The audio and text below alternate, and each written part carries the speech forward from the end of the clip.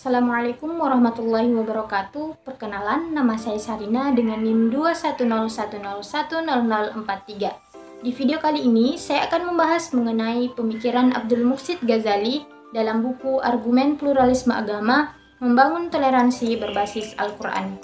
Nah, sebelum saya membahas bagaimana sih pemikiran Abdul Muhsin Ghazali ini, maka terlebih dahulu saya akan memperkenalkan siapa Abdul Muhsin Ghazali.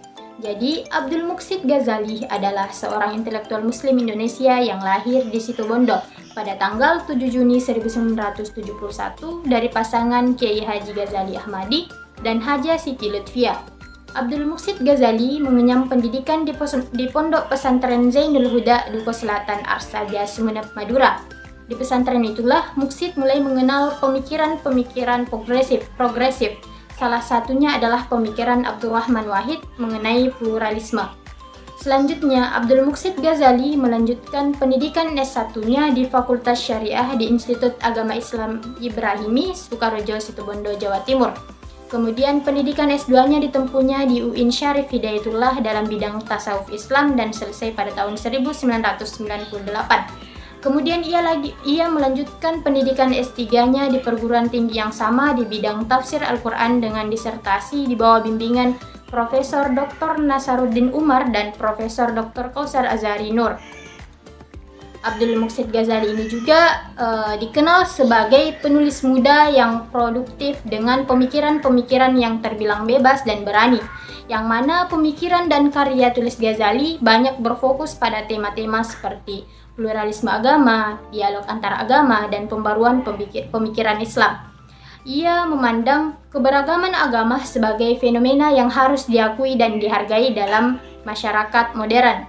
Ghazali juga menganjurkan dialog antar agama sebagai sarana untuk membangun dan meningkatkan toleransi di antara umat beragama, yang mana beberapa karya tulis Abdul Muhsin Ghazali itu ada beberapa, diantaranya itu Argumen Pluralisme Agama, Membangun Toleransi Berbasis Al-Quran. Yang kedua, Tafsir Ahkam bersama Lilik Ummi Kalthum. Yang ketiga, Fiqh Anti-Trafficking, Jawaban atas berbagai kasus kejahatan, Fahmina Institute. Selanjutnya itu merayakan kebebasan beragama, Bunga Rampai menyambut 70 tahun Johan Effendi. Selanjutnya, ibadah ritual, ibadah sosial, jalan ke kebahagiaan dunia akhirat, ditulis bersama Rahmat Hidayat dan Ahmad Trip. Nah, dalam buku karangan Dr.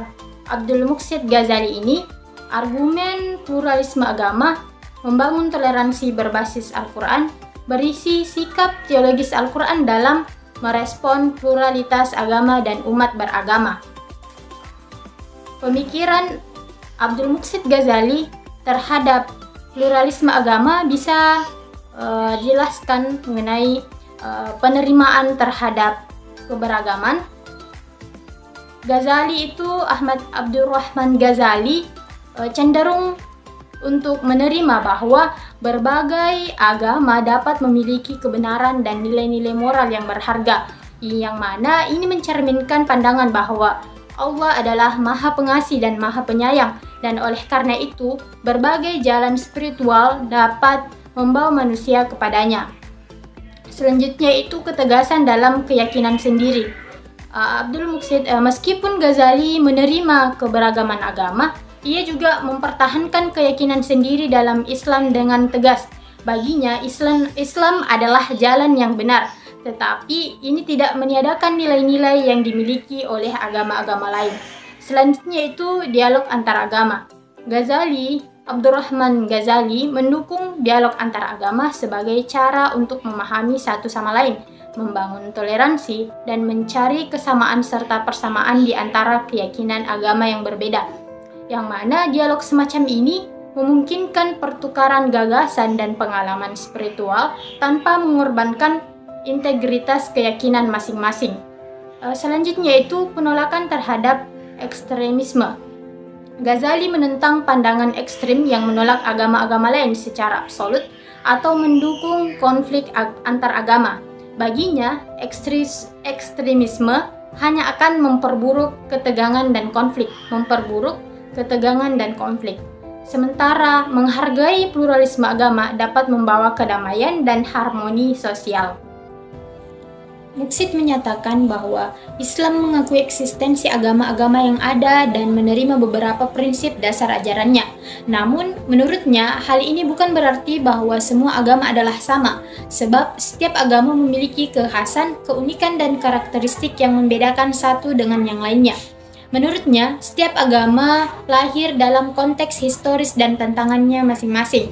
Walau demikian, menurut Abdul Muksid Al-Ghazali, semua agama, terutama yang berada dalam rumpun tradisi Abrahamik, mengarah kepada tujuan yang sama, yakni kemaslahatan dunia dan akhirat.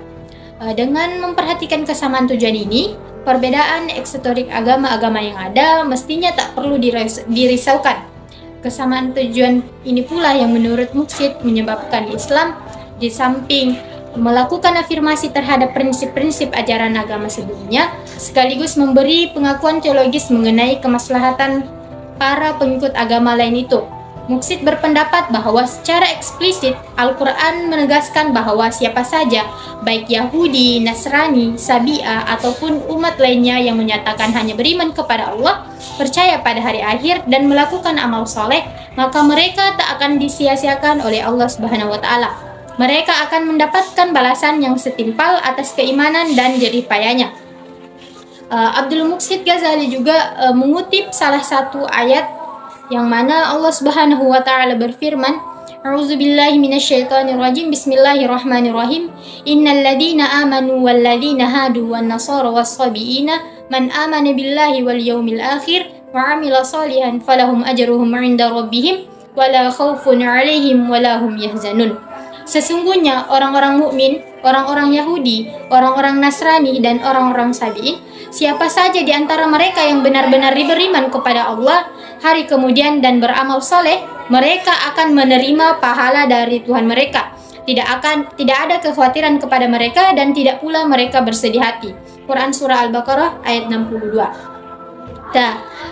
Dalam menafsirkan ayat tersebut, langkah awal yang dilakukan oleh Abdul Muksid Ghazali yakni menjelaskan pengertian istilah-istilah yang ada dalam ayat tersebut dengan mengutip beberapa pendapat ulama tafsir seperti At-Tabari dan Ibnu Katsir, juga Rashid Ridha, yang mana Abdul Muksid Ghazali ini menyanggah pendapat Ibnu Katsir dan At-Tabari yang mengatakan bahwa ukuran keimanan orang Yahudi adalah jika mereka berpegang kepada Taurat dan Sunnah Nabi Musa hingga datang periode Nabi Isa.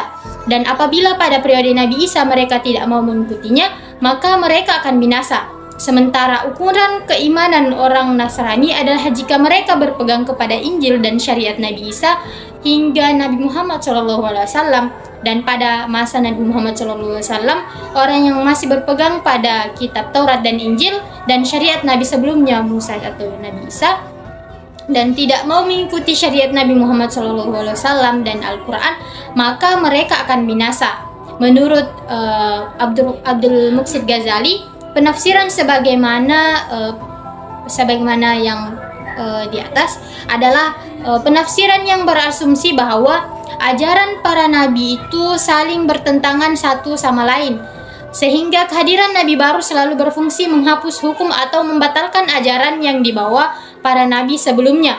Penafsiran seperti ini bertentangan dengan ajaran para nabi sendiri, yang mana perbedaan antara Islam, Yahudi, dan Nasrani bukan pada prinsip pokoknya, melainkan pada syariat yang diembannya. Oleh karenanya, tidak sedikit syariat Nabi Muhammad SAW yang merupakan kelanjutan dan hasil modifikasi dari syariat sebelumnya, yang mana pada pembahasan akhir, Muksid berkesimpulan bahwa secara eksplisit ayat tersebut tidak menerangkan tentang kewajiban orang Yahudi, Nasrani, dan orang Sabi'ah agar beriman kepada Nabi Muhammad SAW. Namun hanya menerangkan tentang kewajiban untuk beriman kepada Allah dan hari akhir, serta beramal soleh. Adapun pernyataan kewajiban untuk beriman kepada Nabi Muhammad SAW adalah pernyataan para mufassir dan bukan pernyataan Al-Quran. Untuk menguatkan pendapatnya ini, Muksid mengutip pendapat Rashid Ridha yang menyatakan bahwa tidak disyariatkan beriman kepada Nabi Muhammad SAW bagi umat-umat terdahulu bukanlah suatu yang perlu diperdebatkan, karena komunikasi Allah dengan setiap kelompok atau beragam umat beriman selalu menghadirkan seorang nabi dan wahyu yang khusus. Dengan demikian, Islam tidak hanya mengakui ajaran agama dan umat agama lain, namun menurut Al-Quran, golongan non-muslim tetap akan diselamatkan oleh Allah sejauh mereka menjalankan ajaran agamanya secara sungguh-sungguh dan melakukan amal soleh sebagaimana yang ditetapkan dalam kitab suci masing-masing. Namun perlu kita ingat kembali kepada teman-teman sekalian bahwa pandangan Ghazali terhadap pluralisme agama ini mungkin saja memiliki beberapa penafsiran, yang mana mungkin saja beberapa kelompok atau individu berpendapat bahwa pandangan Abdul Muhsin Ghazali ini merupakan bentuk toleransi, atau juga mungkin saja ada yang berpendapat bahwa Abdul Muhsin Ghazali ini berpendapat bahwa semua agama sama saja. Kiranya cukup sekian dari saya. Akhirul kalam. Wassalamualaikum warahmatullahi wabarakatuh.